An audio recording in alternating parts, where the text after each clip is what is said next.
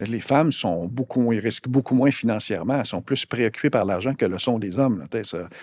Mais il y a aussi un facteur, c'est que les femmes, puis c'est très sexiste, mais c'est mathématiquement vrai, sont plus indécises. Ils prennent plus de temps à prendre une décision. Fait que comme l'enjeu sur le référendum, avant de prendre une décision, là, montre-moi pourquoi je prendrais une décision. La conséquence de ça, c'est que quand une femme prend une décision, elle est ferme. Les hommes prennent une décision et changent 3 fois d'idée. C'est pour ça que faut tu fais attention, qu'il y a des bons et des mauvais côtés de chaque côté. Les hommes, ouais, je suis d'accord. Le lendemain, ils disent, non, je suis contre, ce que je t'ai dit hier. Ça ne dérange pas, c'est très masculin, ça.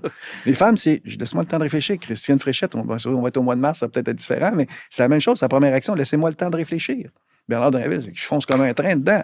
Ce qui n'empêche pas, demain, il peut changer d'idée. Hein? D'ailleurs, il a déjà changé de parti, je pense. Oui, mais est-ce que c'est indécis ou c'est plus studieux? Les femmes seraient définition large d'indécises, parce qu'il y en a, ils ne veulent pas se mouiller avant d'avoir essentiellement d'avoir réfléchi sur la question, notamment sur la question financière. Hein.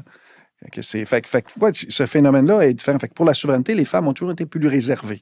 Sauf, vous voyez, au référendum, tout d'un coup, de la montée, ça a été surtout près des femmes actives, qui ont un travail rémunéré. Les autres, il y a une montée forte de la souveraineté. Les femmes à la maison, eux, c'est l'inverse. Le risque est trop grand pour eux.